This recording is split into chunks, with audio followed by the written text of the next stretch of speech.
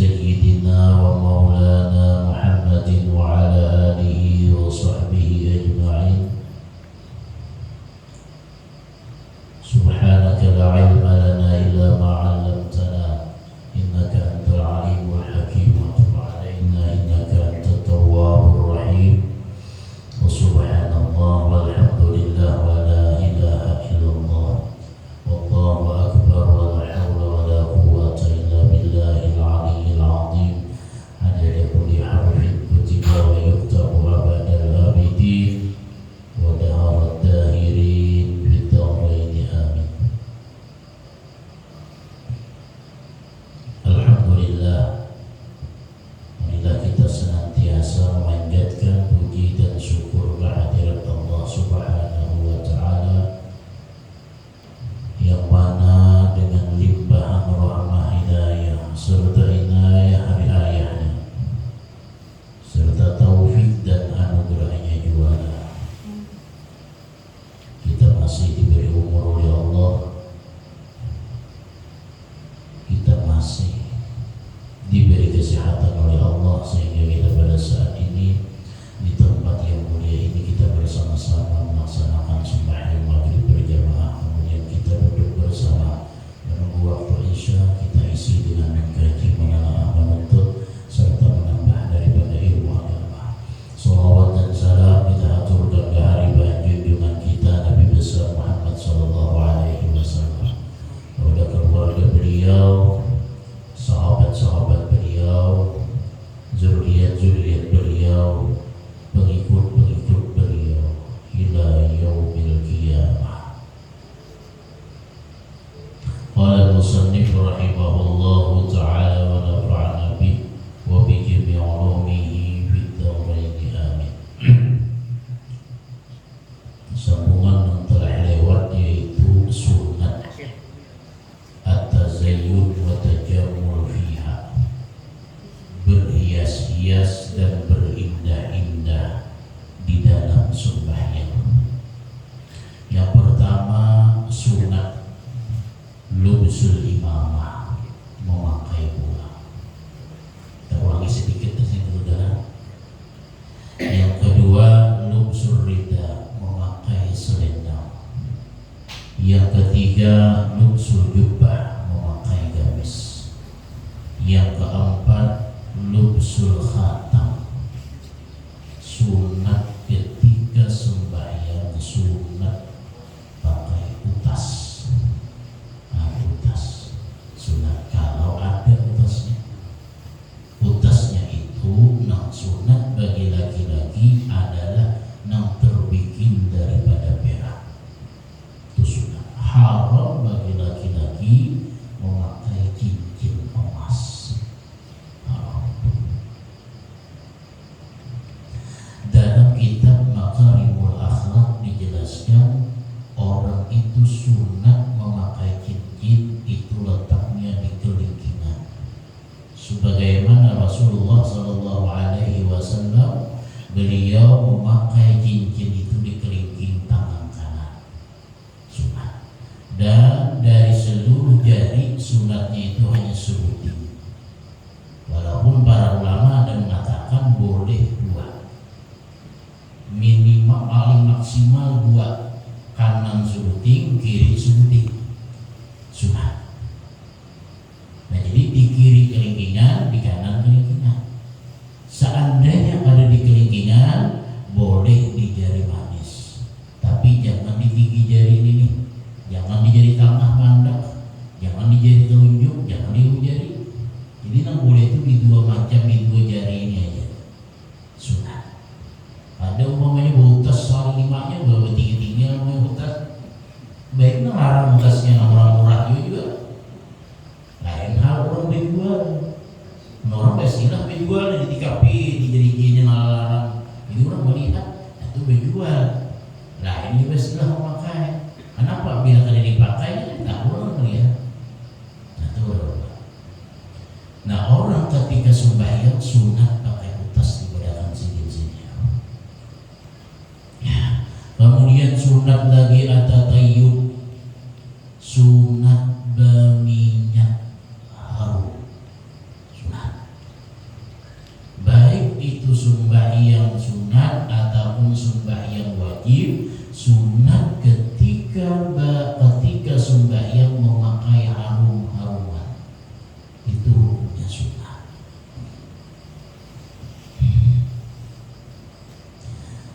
Dalam sebuah perkataan Imam Syafi'i radhiyallahu anhu, kata Imam Syafi'i, man taba rihuhu zada aqluhu. Dan makanya kenapa orang yang ditarik di Hadramaut itu ketujuh bukhur-bukhur harum-haruman. Satu, malaikat ketujuh berpahala. Yang kedua, kalau bagus baunya, akalnya akan cerdas bertambah. Man taba rihuhu zada aqluhu. Orang yang bagus baunya, orang yang nyaman baunya, maka bertambah akalnya. Maka dasar wujud ya, orang tuh berbau, umpamanya berbau tahi ayam aja di rumah, pikiran umput berpikir, artinya kadang berpikir. Tapi ketika ruangan itu harum, umpamanya pikiran nih terbuka, pikiran terbuka. Ini sesuai perkataan Imam Syafi'i, man taba rihuhu zada aqluhu. Siapa yang bagus baunya, harum baunya, bertambah akalnya. Tambah akal. Kalau kita ini tak tahu orang namanya bau mau kemana? Ada pun lagi berpikir, nah sekarang jadi pertanyaan di tempat kita, sedangkan minyak harum ini kan bermacam-macam. Ada sekarang dengan istilah minyak wangi non alkohol, ada minyak wangi pakai alkohol. Nah, maksud dipakai untuk sembahyang minum mana? Di sini kan dijelaskan yang penting minyak harum. Nah, lalu orang mengistilahkan sekarang ini minyak harum yang boleh dibawa sembahyang, ini minyak harum yang kada boleh dibawa sembahyang. Kenapa nanti ada istilah kada boleh dibawa sembahyang maka harum, maka harum? Sebagian ada hanya sebagai ucapan, kada tahu alasan. Kada boleh dibawa sembahyang minyak harum alkohol, nama jarang kada tahu aja. Ada tahu, ada boleh menjadi tahunya, alasannya ada tahu. Nah sekarang kita segala sesuatu apa yang kita lakukan harus tahu hukumnya, harus tahu hukumnya. Kadang kalau kita menghukumkan umpamanya minyak harum yang sudah bercampur dengan etanol atau alkohol, itu umpamanya kada boleh dibawa sembahyang, kada sah sembahyangnya. Umpama orang yang mengatakan biasanya membawa dalil, orang yang mengatakan minyak harum yang beralkohol dibawa sembahyang, ada sah sembahyangnya. Dia membawa dalil dengan syarat sah sembahyang itu, syaratnya harus suci badannya, suci pakaiannya, suci tempatnya daripada najis. Nah sekarang namun bajunya diamui oleh minyak harum yang beralkohol, ini meyakini alkohol itu adalah sesuatu yang najis, berarti bajunya najis, dan sah dibawa sembahyang. Jadi kenapa persepsi timbul orang sembahyang memakai minyak harum yang beralkohol kada sah sembahyangnya? Kenapa? Karena ingin memadahkan alkohol itu najis. Alkohol itu najis. Nah sekarang kita telaah dulu, kita kadang kala menghukumkan sesuatu hanya semata-mata satu kejadian pemain dengan orang aja. Kita harus tahu alkohol itu apa dulu. Alkohol itu terbikin, komposisinya terbikin dari apa? Bila ia terbikinnya dari daun-daunan atau kayu-kayuan atau sesuatu yang halal yang suci, maka halal dipakai. Tetapi apabila alkohol ini komposisi pembuatannya ada bahan yang najis, maka dihukumkanlah najis, kada boleh dipakai. Itu aja. Nah sekarang kita tahu lah alkohol itu diolah dari apa? Tahu lah. Mana Bang Mantri Salim? Nama heboh pakai alkohol nyuntik terbikin dari apa? Nabatina. Sepengetahuan Bapak terbikin dari mana itu? Tahu lah. Kayu kah atau daun-daunan ya Pak? Daun kayu. Nah intinya bila ini dari tumbuh-tumbuhan, dari kayu-kayuan, daun-daunan adalah kayu najis kada, adalah daun najis kada, berarti suci. Kecuali itu alkohol terbikin daripada sebuah kotoran difermentasi, jadilah alkohol namanya najis. Walaupun ada yang mengatakan alkohol yang terbikin dari India, yang keluaran dari India itu terbikin dari najis. Kenapa? Ada komposisinya daripada sebuah kotoran sapi diulahnya. Nah itu dari India. Wallahu a'lam dari Amerika. Nah intinya dari Indonesia. Nah bila kita tahu udah komposisinya diolah dari daun-daunan atau kayu-kayuan, berarti suci. Kayak kita mau makan najis, biar udah campur nang banyak alkoholnya dikumpul ke baju, maka baju namanya gak sembahyang. Amun inya memang dibuat daripada kayu-kayuan daun-daunnya, tetap sah sembahyang. Kenapa? Persepsi timbul haram. Persepsi timbul kada boleh itu dikarenakan inya membawa dalil kullu muskirin khamrun wa kullu khamrin najis. Setiap yang memabukkan itu khamar, setiap khamar najis. Sekarang jadi pertanyaan kita, alkohol itu saja mabukkah ada? Fungsi asalnya tuh adalah ada. Orang yang kada bisa pada berpikir dan menggunakan kepada sesuatu yang mabuk. Artinya fungsi asal orang untuk kesehatan, untuk membereskan kuman-kuman. Seandainya alkohol itu dihukumi najis, buah untuk obat itu udah boleh menjual barang najis. Pasalim pun ketika menyuntik udah boleh menyebarkan itu barang najis tuh. Berarti menyebarkan najis suara awal, menyebarkan najis suara awal orang banyak hal tentang menyuntik itu. Ada boleh menyebarkan najis, menjelumuri najis ke batang tubuh, itu hukumnya haram. Nah jadi persepsi itu timbul beredar, timbul mungkin bila minyak harum beralkohol harus boleh juga sembahyang, pada tahu asalnya apa. Nah jadi tergantung aja, bila inya dari najis otomatis kan boleh juga sembahyang. Tapi bila inya kada dibuat dari sesuatu najis, sah sembahyang. Walaupun orang ada menggunakan ini sedang mabuk. Sama aja obat budrik, orang sakit kepala diminum 2 kafein, jadilah haram obat budrik. Haram bagi siapa? Bagi yang minum. Bagi orang yang sakit kepala minum sebiji kan ada haram. Kenapa? Ini sesuai fungsinya. Sesuai fungsinya. Ini bila sesuai fungsi, pas saja lah Bapak. Bahkan karena ibarat dalam ilmu kedokteran ada ngarannya obat penenang.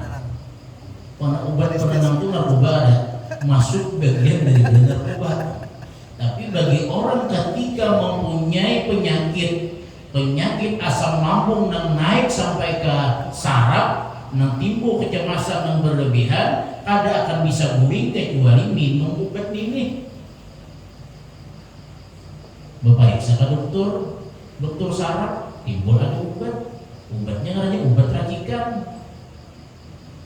Wah, obat anwaran itu biasanya obat penenang waras itu cak dapat polisi itu narkoba waras, tapi ini ada resep dokter. Ada apa? Nah artinya selama itu sesuatu yang ada takarannya kada disalahgunakan, tapi untuk sebuah pengobatan boleh. Tapi menjelas haram, khamar walaupun sedikit itu hukumnya hukum haram. ini jelas minumannya di khamar udah, umpamanya topi miring, apalagi nyalanya whisky, umpamanya itu jelas sudah mabuk, walaupun sedikit dirasai, walaupun kada mabuk, tetap dihukum akan haram. Kenapa?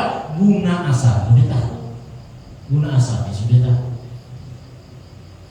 Jadi kalau sudah sepakat itu sesuatu yang memabukkan, walaupun sedikit, itu hukumnya haram, hukumnya haram. Jadi sunat minyak harumnya terserah biar aja lagi, hendak pakai alkohol lah, minyak harumnya tergantung biar aja lagi. Minyak ini sesuatu najis yang ada lah. Nah sudah rinciannya tadi, namun persepsi orang mengatakan tidak boleh, maka ini alasannya. Nah kalian tahu apa banyak harum yang Marlboro ya, nampak kaling dari Amerika, kita kalian tahu itu alkoholnya dari luar negeri. Yang penting ambil aman, pakailah minyak harum yang biasa aja. Kenapa bila mau ambil nama alkohol, kayaknya khilafiyah, kayaknya ada berbeda pendapat, ada yang mengatakan boleh, ada yang bilang kada. Ambil kada pakai alkohol haram, hanya kada bermasalah. Jadi sunat. Habis. Kemudian yang ke-32 sunat di dalam sembahyang ayyusalliya ila sutra, sembahyang kepada sutra. Apa yang dimaksud sutra? Sutra itu terdinding, penghalang. Nah di sini disebutkan maratibu sutra arba'atun.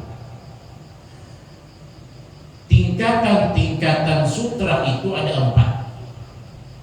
Yang pertama, syafisun au jidarun au zariyah la yanqusu irtifa'u dzalika an sulusai zira'in wa la yab'udu anhu aksara min salasati azra'in. Artinya seseorang atau dinding yang di hadapan yang kada boleh kurang daripada 3 hasta. Bahasanya itu dalam artian dari jaraknya berdiri kepada jidar itu jangan kurang daripada 3 hasta. Kan sehasta itu di sini, berarti kurang lebih tanah 2 meter. Ya kurang lebih iya kayak pesahapan, panjangnya kurang lebih. Yang kedua ayam si bakso atau yang menegakkan tungkat. Banyak seorang sembahyang di sini tegakkannya tungkat di sini supaya segenap pegang sutra nih, supaya membatasi orang kada boleh lalu bisa dapat. Jadi bertungkat di sini, pokoknya kada boleh lalu di sini jadi ada batasannya.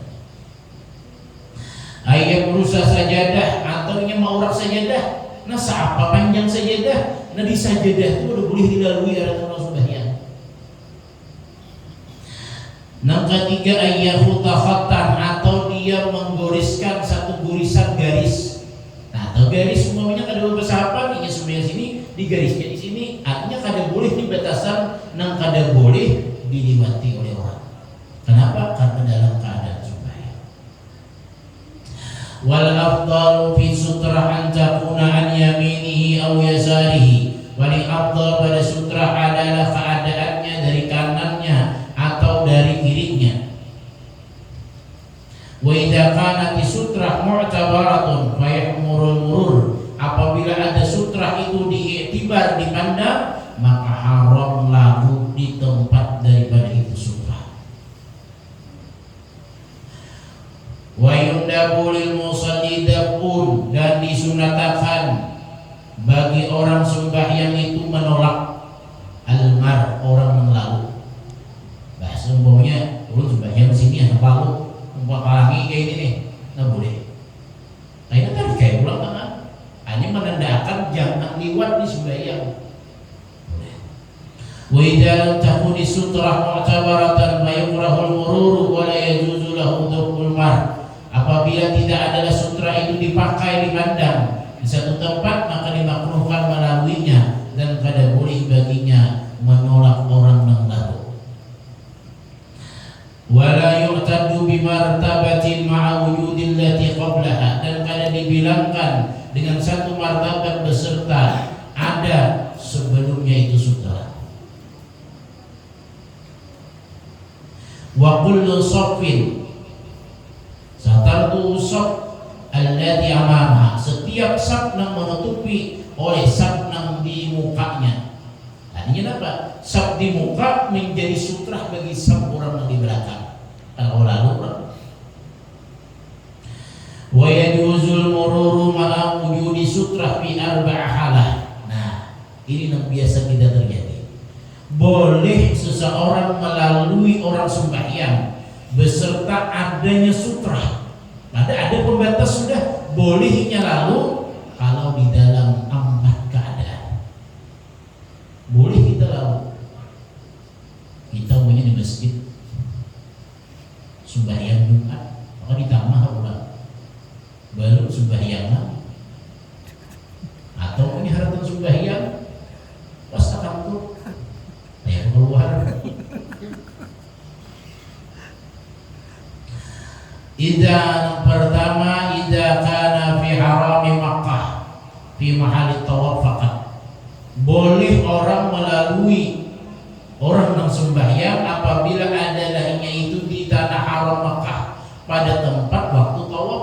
Nah, makanya ketika orang tawaf kauling-kauling dia padahal orang sembahyang di hadapan, mau lalu tetapinya ada apa? Jawab. Yang kedua, idza qassara al-musalli bi an shalla fi tariq, apabila mengkasar oleh orang yang sembahyang dengan bahwasanya sembahyang ini di jalan, lalu di jalan orang tadi, ada apa? Yang ketiga, ija wajadal musalli furjatan fayajuju lahul mururu lisaddil furjah, apabila mendapati oleh orang sembahyang kerenggangan saf ini kosong di muka, maka boleh baginya lalu untuk menutupi itu saf. Nah, boleh saf ini kosong umpamanya di muka, nang di situ ada betanda, nang sini ada betanda, kayak apa? Nang di belakang MACI, maka nang di belakang aku MACI ini punya di situ umpamanya, nah lalu dia umpamanya pada bapak untuk tujuan menutupi saf.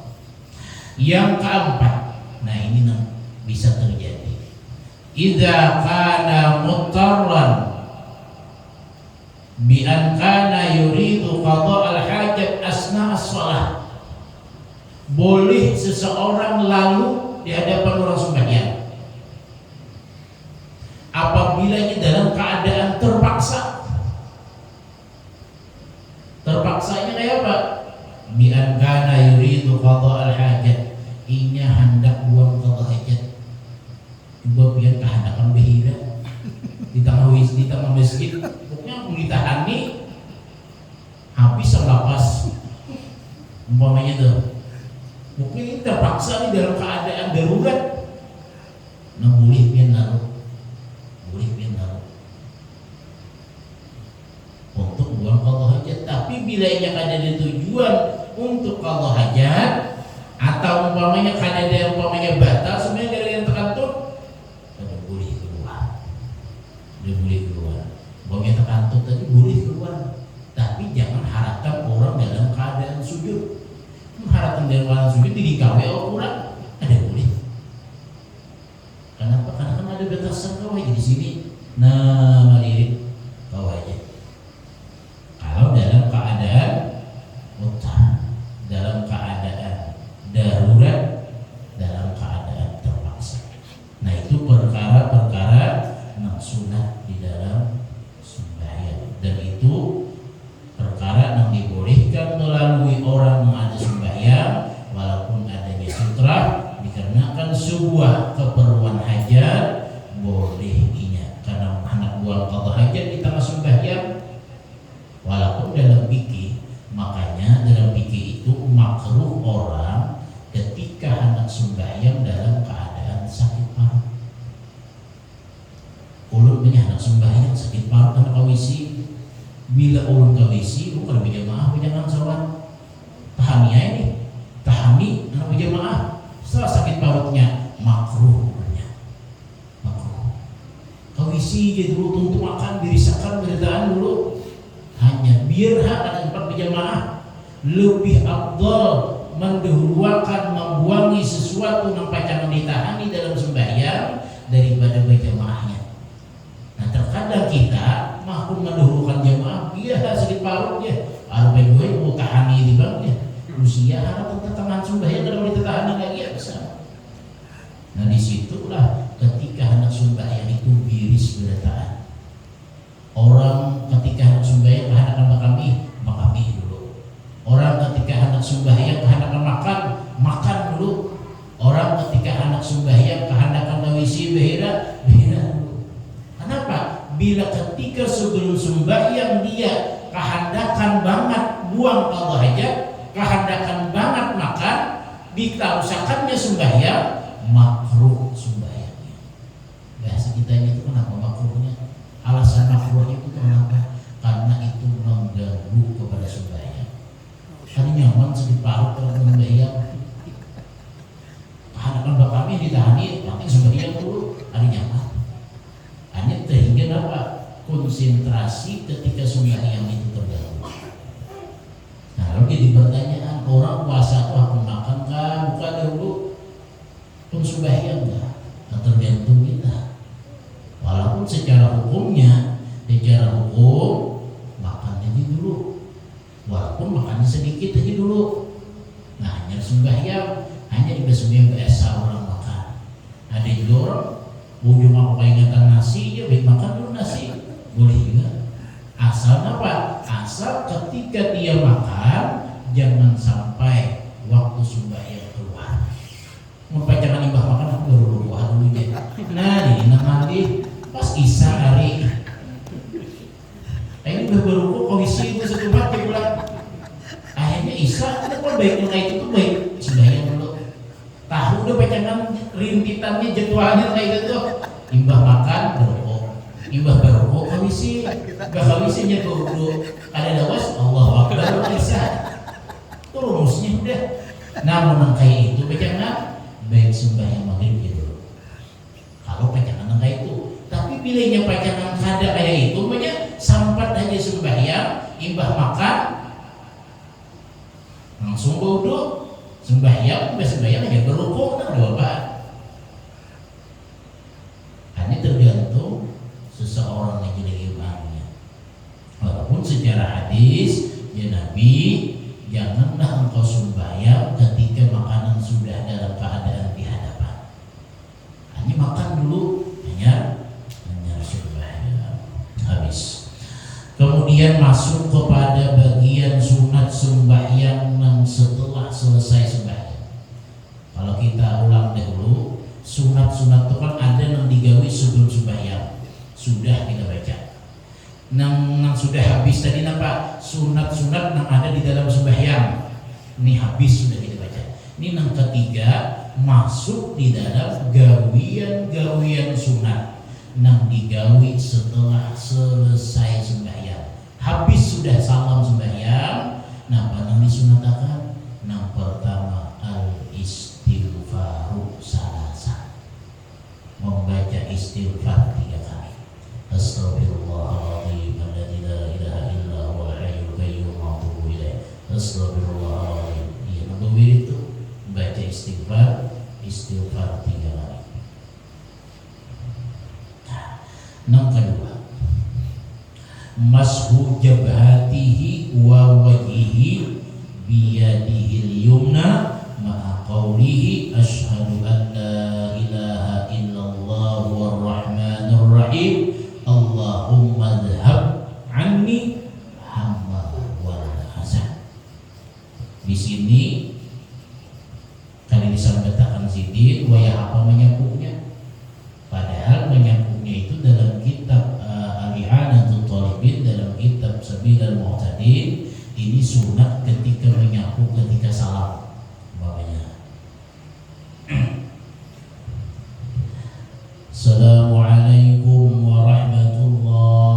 Assalamualaikum warahmatullah. Nih menyambung ini nih. Dahi awal muhak. Nih. Asyhadu an la ilaha illallah war-rahmanir rahim Allahumma dhhab anni hamma wal hazan. Itu doanya ketika menyapu muka ketika salam. Jadi asyhadu an la ilaha illa huwar rahmanur rahim Allahumma adhab anni hamma wal hazan. Bila disambung Allahumma adhab anniyal hamma wal hazan. Itu doanya. Kalau ulun bila jadi ulun selain dari itu imbah Allah asyhadu an la ilaha illa huwar rahmanur rahim Allahumma adhab anni hamma wal hazan Rabbi shrah li sadri wa yassir li amri. Tangan di sini pulang. Rabbi shrah li sadri wa yassir li amri wahlul 'uqdatam min lisani yafqahul qawl. Satu. Yang kedua, ada juga yang memandangkan ulun ketika belajar Assalamualaikum warahmatullahi Assalamualaikum warahmatullahi Asyhadu an la ilaha illa huwar rahmanur rahim Allahumma adhab anni hamma wal hadan alam nashrah laka sadrak wa wada'na anka wizrak alladhi anqadha zahrak wa rafa'na laka dhikrak fa inna ma'al usri yusra inna ma'al usri yusra fa idza balagha fansab ila rabbika farghab. Tapi tangan anda di sini. Jadi pas sapu langsung ke sini. Jadi namanya yang pakai itu salah aja. Rabbi shrah li sadri wa yassir li amri wahlul 'uqdatam min lisani yafqahul qawli. Salah anak alam nashrah laka sadrak. Salah. Nah, tapi ketika menyapu doanya itu tadi menyapu doanya asyhadu an la ilaha illa huwar rahmanur rahim Allahumma adhab anniyal hamma wal hazan. Yang ketiga, qauluhu sunat membaca Allahumma antas salam wa minkas salam fahayyina rabbana bis salam wa adkhilna jannata darus salam tabarakta rabbana wa ta'alaita ya dzal jalali wal ikram. Yang biasa dibaring dulu. Sunat lagi membaca Allahumma la mani'a lima a'taita wa la mu'tiya lima mana'ta wa la radda lima qadaita wa la yanfa'u dzal jadd minkal jadd. Qauluhu sunat lagi yang kelima membaca Allahumma a'inni ala dzikrika wa syukrika wa husni ibadatik. Ini yang wirid ini karena dijadikan satu, yaitu menjadi wirid di dalam sembahyang. Terus kita baca dulu. Nang enam qiraatu ayatil kursi, sunat membaca ayat kursi. Nang ketujuh at-tasbihah, sunat bertasbih. Subhanallah 33, walhamdulillah 33, Allahu akbar 33, wa tamamul mi'ah, dan sunat menyempurnakan 100. La ilaha illallah wahdahu la syarikalah lahul mulku wa lahul hamdu yuhyi wa yumiit wa huwa ala kulli syai'in qadir. Fil hadis, di dalam sebuah hadis, anna man qala dzalika, siapa yang membaca yang demikian tersebut, ghufirat khatayahu, diampuni segala kesalahannya, wa in kanat misla zabadil bahar, sekalipun dosanya seumpama buih di lautan. Nah, sunat baik sembahyang zuhur, asar, maghrib, isya, subuh, sunat bertasbih. Tapi ingat, jangan dikorupsi tasbihnya. Subhanallahnya bujur-bujur ketikanya 33. Ini ada juga subhanallah ketikanya lancar. Ini nang jadi masalah. Nang disuruh tuh 33, bukan katikannya nang dikatik 33, bacaannya 33 kali baca. Apa ini nang ya bukannya 33, membaca ini paling 20, ketikanya 33 ada sampai. Nah itu jangan dituruti gitu tuh. Ini disuruh sini membacanya 33, bukan katikannya 33. Kita terkadang katikannya bila sampai ke betasan itu alhamdulillah cepat nih. Jadi sebutin alhamdulillah dua ketikannya deh. Jadi timbulnya apa? 15 sekalian ya, timbulnya subhanallahnya. Nah itu hati-hati. Ada orang banyak lah itu. Kadang orang bukan kadang orang berilmu ada banyak itu. Padahal jelas tulisannya subhanallah 33 kali, alhamdulillah 33 kali, Allahu akbar 33 kali. Itu jelas banget sudah. Nah makanya untuk memudahkan, kenapa disuruh pakai tasbih? Nah disinilah ada yang memudahkan bid'ah pakai tasbih. Nah walaupun zaman Rasulullah kan ada tasbih. Nah lalu Abu Hurairah radhiyallahu an dalam sebuah riwayat, karena banyak yang dibaca, lalu untuk mengetahui berapa sudah bacaannya, lalu memakai biji kurma. Biji kurma. Nah lalu mana Abdul dia pakai tangan hitungan. Nah zaman Nabi itu ada tasbih, lalu pakai tangan hitungan subhanallah, subhanallah, subhanallah, subhanallah, subhanallah. Ada yang mengatakan lebih Abdul pakai tangan, lebih Abdul pakai tangan. Ada yang mengatakan demikian. Kenapa? Karena dahulunya ada tasbih. Nah sekarang boleh pakai tasbih, boleh. Kenapa? Untuk memudahkan mah itu 33. Tapi kemudahan ini digunakan pula untuk mengakali. Iya nih. Subhanallah, subhanallah, ketikanya ancap diakali, tasbihnya dikorupsi itu kan. Harusnya 33 kali, timbul jadi 20 kali aja dibaca. Ada boleh itu. Tuh belum mencari dalam kitab, boleh lagi belum kayak itu tuh. Ada pun suah mana muhim ya, berapa kali namui. Subhanallah, tuh mengiringi itu, ketikanya mengiringi subhanallah, subhanallah, subhanallah, subhanallahnya. Di hati banyak banget lagi pun saudara. Banyak lagi.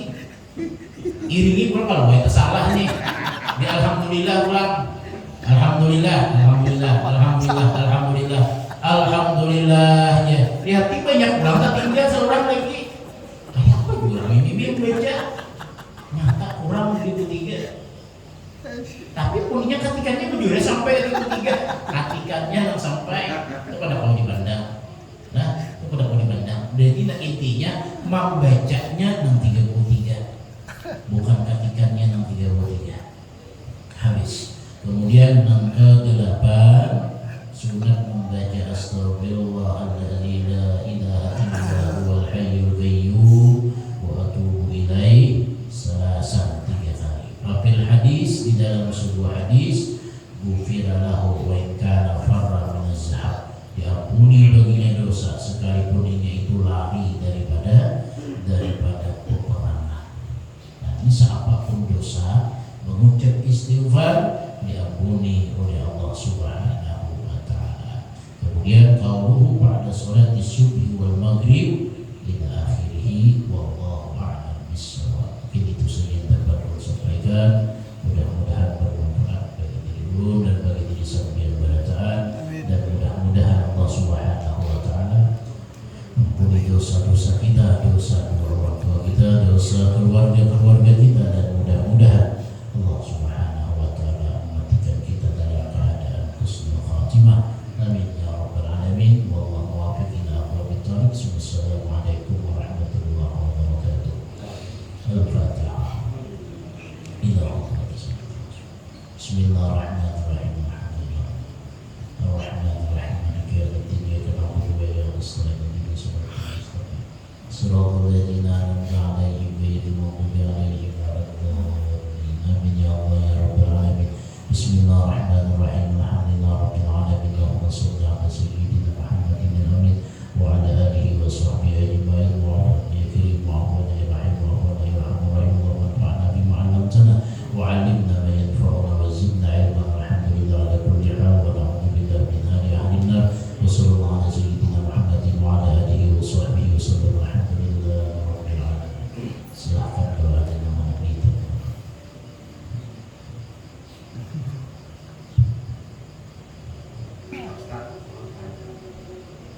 Ini mau tanya Mbak Mas Ahmad. Kami ini sering bersepeda sambil berzikir, boleh atau tidak? Yang kedua, mau tidur berebah membaca Al-Fatihah itu boleh atau tidak? Yang kedua apa? Sambil berabah itu membaca Al-Fatihah boleh atau tidak? Itu aja.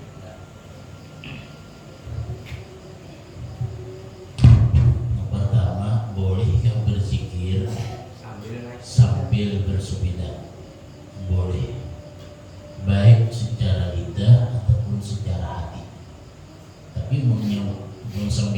la ilaha illallah, la ilaha illallah. Dengan orang kan orang ya ini hanya rasa punya. Biar cukup kita aja mendengar atau dalam hatinya. Kenapa? Dalam ayat Al-Quran, fazkurullaha qiyaman wa qu'udan wa 'ala junubikum. Artinya silahkan ingat kepada Allah dalam keadaan berduduk, dalam keadaan berdiri, dalam keadaan berbaring, dalam keadaan apapun. Hanya kada boleh dua keadaan. Dalam keadaan di dalam misi dan dalam keadaan berhubungan suami istri. Kada boleh berzikir. Boleh berzikir tapi cukup di dalam hati. Dan yang kedua, bolehkah membaca Fatihah ketika dalam keadaan berbaring? Boleh, walaupun dalam keadaan kada berwudu. Tapi kalau ingin dalam keadaan junub baca Fatihah kada boleh. Kalau dalam keadaan kada berwudu aja, hanya berhadas kecil aja, boleh membaca Fatihah dalam keadaan apapun. Boleh ya. Ada lagi? Soal aurat, apakah sama hukumnya jika kita orang yang pernah ada aurat, tapi ada orang melihat lawan, ada orang melihat, sama hukumnya? Menutup aurat baik dilihat ataupun kada dilihat orang itu hukumnya haram. Nah, ketika dilihat orang berarti kita membuat orang berdosa. Kita berdosa, orang berdosa. Bila kita warai membuka orang kada melihat, kita jangan berdosa, orang berdosa. Sama dalam artian nang kada ada orang kah. Tapi bila inya dalam keadaan kada ada orang di dalam rumah, kada jadi masalah. Nah, kada jadi masalah. Tapi umpamanya inya membuka aurat orang keluar, walaupun kada ada melihat, tapi sudah di kalangan dalam artian itu bukan di tempat sunyi, ada orang tapi orang tak melihat, tetap di rumah kan buka aurat. Namun di rumah pun di tempat sunyi aja seorangan aja, kada apa, kada apa, kada jadi masalah. Kalau seorangan sama aja ada teman di buka aurat kada apa. Ada lagi? Ini Pak Ustaz, tambahan pertanyaan. Di kampung saya ini masih ada model minuman tuak. Tuak itu kan air pohon. Dan juga ada juga minuman yang berasal dari tapai. Tapai, singkong, Fermentasi ya itu kan dikasih lagi kan ada banyaknya. Satu sisi kadang diminum untuk obat penghangat. Satu sisi katanya itu mengandung alkohol, dan memang kalau diminum secara berlebihan itu kepala pusing. Nah, antara dua itu tuak sama air tapai, itu bagaimana hukumnya kita mengkonsumsi itu. Kemudian yang terakhir, beberapa tahun yang lalu kita di tempat kita ini kan musim-musimnya akik waktu itu. Nah, hukumnya bagaimana kalau orang yang pakai cincin besar-besarnya bukan perak, yang akik lah dari batu-batu itu? Apakah dari hukum Islam ada larangan atau tidak? Terima kasih. Yang pertama tadi minuman yang terbikin dari fermentasi dari apa yang namanya itu fermentasi itu. Jadi sebuah menu sesuatunya sebenarnya itu sama hukum dari alkohol tadi, sama hukumnya sebuah obat penenang tadi. Bila ia berlebihan, mabuk benar. Tapi bila sedikit menjadi sebagai obat. Nah, kita ketahui asal-asalnya segenap gerak hidup orang Allah. Orang sampai umpamanya sedang makan biasa, sedang minum biasa, umpamanya seasalnya itu berarti timbul hukum haram karena disalahgunakan. Itu aja, disalahgunakan aja. Sama juga berputrik tadi, halal berputrik, paramik halal berparamik. Wah, ini timbul karena buku bima aja bawahnya haram ya. Kenapa jadi campuran? Jadi campuran bagi siapa haram? Bagi orang yang campur, bagi orang anak minum biasa, buku bima halal ya. Nah, tergantung memakainya tadi. Oh, ini untuk obat. Asal jangan mutlak itu minuman khusus dengan mabuk. Bila minuman itu dasar segan khusus, segan mabuk, kayak whisky umpamanya, apa pengaruhnya itu tuh tupi miring, apalagi kayak orang betul tuh istilah itu tuh saking khusus segan mabuk gitu. Nah sedikit aja merasai walaupun kada mabuk tetap hukumnya haram karena sudah difungsikan segan itu. Nah ada nih disalahgunakan aja, asalnya segan itu disalahgunakan segan itu timbul haram hukumnya. Kan begitu tapai biasa kita bila diminum berhikmat timbul jadi mabuk. Kenapa mati tahu aja diminum berhikmat ada mabuk diminum. Hanya mau sedikit aja udah berpahala lah ya, ini masalah.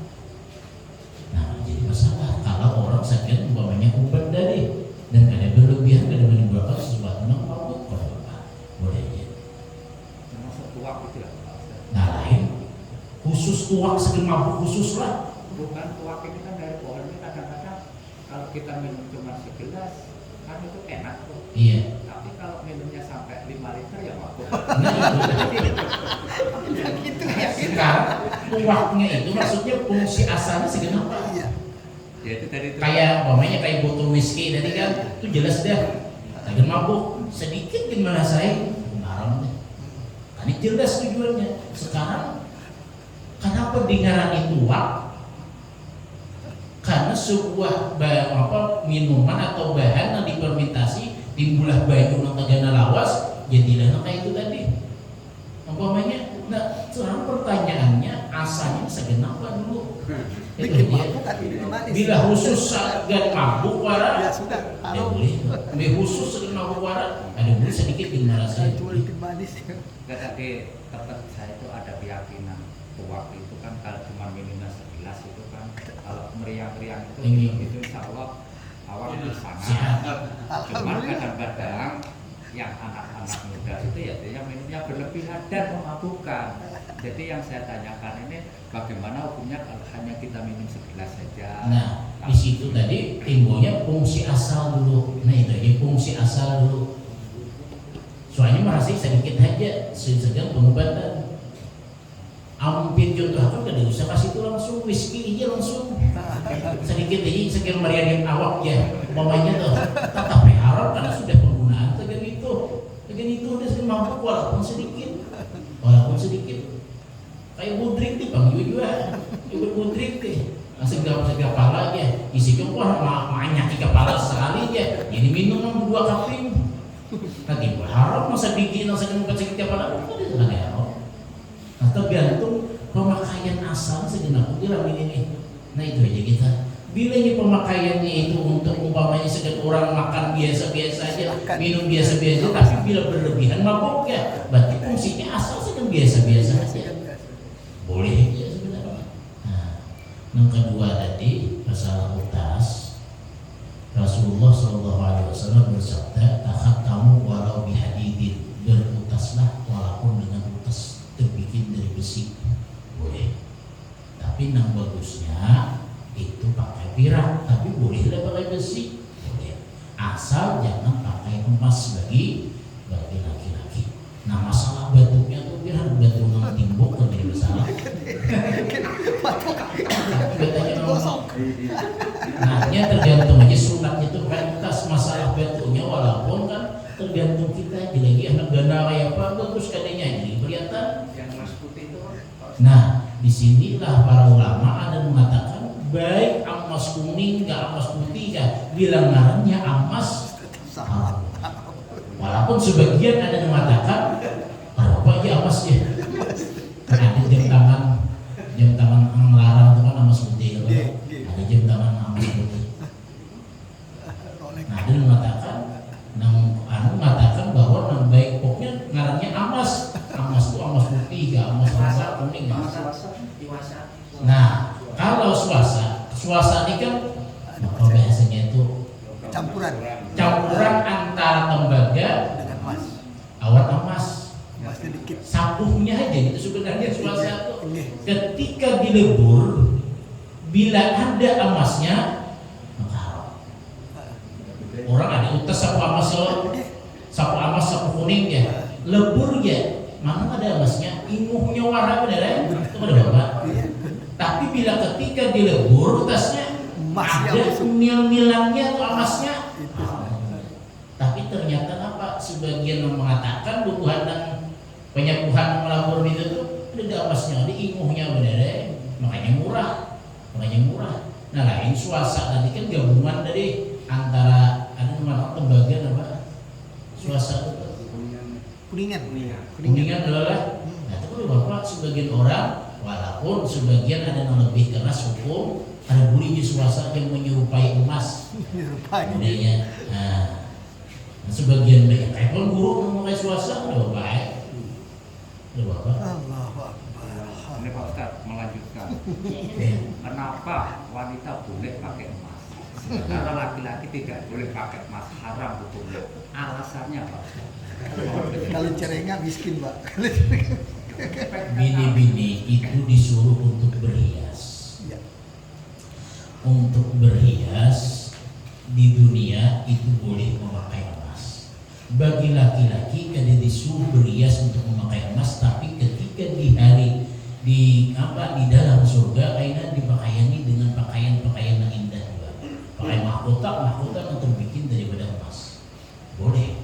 Nah, kenapa pertanyaannya memang ada sejarah ceritanya. Walaupun ini asa ada adalah ini itu ada kisah kenapa emas itu dulu lah. Emas itu padahal kuning warna udah deh. Kenapa mati jadi mulia emas tuh? Emas tuh kenapa jadi mulia? Padahal tembaga kuning juga. Kenapa lagi kuning? Banyaknya kuning lagi. Kenapa emas timbul melarang? Dahulu ketika Nabi Adam alaihissalam turun dari surga, menangis benda-benda ini menangis benda Nabi Adam. Sebutin negara menangis, salah satunya adalah menangis apa? Emas dia menangis. Uja emas uja. Kenapa aku menangisi orang yang berbuat maksiat? Nah, lalu di situ diberi keutamaan oleh Allah, wahai emas, ikam kujadiakan perhiasan ya Allah Ta'ala, kujadiakan perhiasan di dalam dunia dan ikam berharga daripada yang lain. Nah, disitulah kenapa berharga emas itu. Padahal sama ya beda kuning, sapu kuning itu sama beda emas beda. Tapi lain timbulnya harga. Disitulah ada bernilai. Allah yang memberi sebuah keistimewaan awan emas, timbul manusia itu ketujuan emas, terutama bini-bini. Kenapa? Bini-bini disuruh berhias, boleh berhias dengan emas, dipakaiani dengan emas. Walaupun ada ceritanya bukan diingat kenapa alasannya itu, tapi ini mengungkapkan kenapa emas itu menjadi mulia tadi. Laki-laki diharamkan dahulu di zaman Rasulullah. Ada seseorang kayak emas di Rasulullah cabut, dibayar Rasulullah langsung. Kada boleh, haram bagi laki berpakaian dengan pakaian itu. Tapi boleh kayak ini juga pakaian di mana? Di dalam surga. Di dalam surga. Sama laki-laki kada boleh pakai sutra. Dia boleh pakai sutra tapi pakai sutra. Banyak tapi melarang sutra timbulnya. Kada boleh. Haram memakai sutra. Tapi kalau tapihnya separuh sutra, separuh benang biasa, boleh memakai.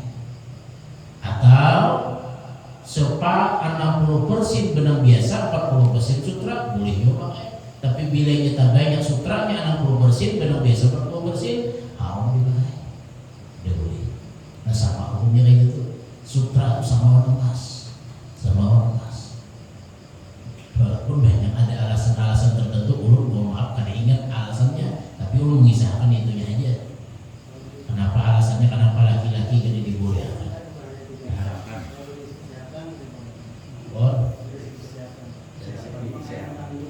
Dari segi kesehatan. Memakai apa juga? Oh, dari segi kesehatan memang dasar kada boleh lah. Mungkin ada logam-logamnya lah. Nah, mungkin bisa juga. Ada alasan pokoknya setiap larangan mesti ada alasan. nang memberi sebuah kemudaratan pada orang yang melaksanakannya. Itu aja. Ada lagi yang lain? Terakhir Ustaz, terakhir. Satu lagi lah. Satu lagi lah. Ini terakhir. Ini masalah saf sebenarnya. Yang Pak Ulun baru kali ini juga lihat, terutama di kita lah. Itu sebenarnya saf yang afdol itu bahu ya kan? Mepet bahu ya, benar ya. Tapi di sini ada jarang yang terjadi. Artinya kurang bahu gitu. Itu bagaimana Ustaz? Sebab itu pasti bisa dapat kosong kita satu. Mungkin satu orang kalau dipepetin masih bisa dapat gitu. Nah, terutama kayak langgar begini aja yang tadi yang Ustaz bilang kalau orangnya kesian susah juga dia mau lewat. Sebab di depannya ini sudah sutra semua, ini nggak ada batas lah. Itu gimana Ustaz? Memang secara sah bahwa dalam kalimat itu biasanya imam mengatakan istau suhufakum rahimahullah, rapatkan dan ratakan, rapat dan rata. Rapat di sini asa jangan ada sebuah kelonggaran yang dapat memuat satu orang. Bukan artian rapat harus begitu betatan derel timbulnya ini, biar sama besar bahu ini betatan derel timbulnya. Ujung-ujungnya rame timbulnya betatan derel aja timbulnya. Cukup kayak apa kita biasa. Walaupun bila menuruti sahabat ini susunannya mesti ranggang. Jangan menuruti sak ini. Daerah itu jangan menuruti ini pacar ranggang ini. Banyak kusung ini. Cakap dikumpulkan kusung-kusungnya tuh. Kalau dua orang timbul sampai ke ujung.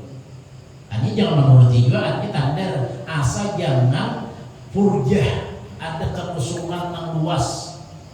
Kenapa? Karena bila ada kekusungan yang luas akan diperselisihkan oleh Allah hati-hati kita. Ya, kadang mau sama terus pendapat ibunya. Kenapa? Karena sab selalu kusung. Nah, sunatnya memang ya anggap kalau usah bersampung berhebat gitu. Cukup sekedar ya umpamanya dalam artian itu sangat kayak ini nah ranggangnya ada apa sih? Ada apa? Boleh aja. Amun yang disampukkan bahu sama ada bahu ngalih nanti mungkin batatan deren tadi timbulnya ini ada orang kayak itu batis disambukakan bahu disambukakan ngalih orang ini orang yang hendak sakit batis umpamanya hendak luku timbul tunjuk-tunjuk kayak apa ini timbulnya lalu ngalih walaupun secara sunnah yang sempurna yang kayak itu tapi karena sebuah keadaan nah lalu ada teranggang sedikit kita jadi besar. Walaupun secara abdolnya tadi rapatkan dan luruskan. Artinya jangan bingkok, seikung ke maju, seikung ke undur sedikit, nah tuh bingkok kalinya lurusakan samakan. Nah itu untuk apa? Kalimatnya istau sukufakum fa inna taswiyat as-suhuf min tamamis shalah. Itu termasuk kesempurnaan sembahyang. Tapi kada termasuk dalam membatalkan sembahyang kada. Tapi termasuk dalam kesempurnaan sembahyang berjamaah untuk mendapatkan kesempurnaan berjamaah. Nah intinya di tempat kita bila ada kusung ya kita tutupi, tapi jangan sampai ada kekusungan yang luas muat seikung orang kan ditutupi tidak boleh makruh di dalam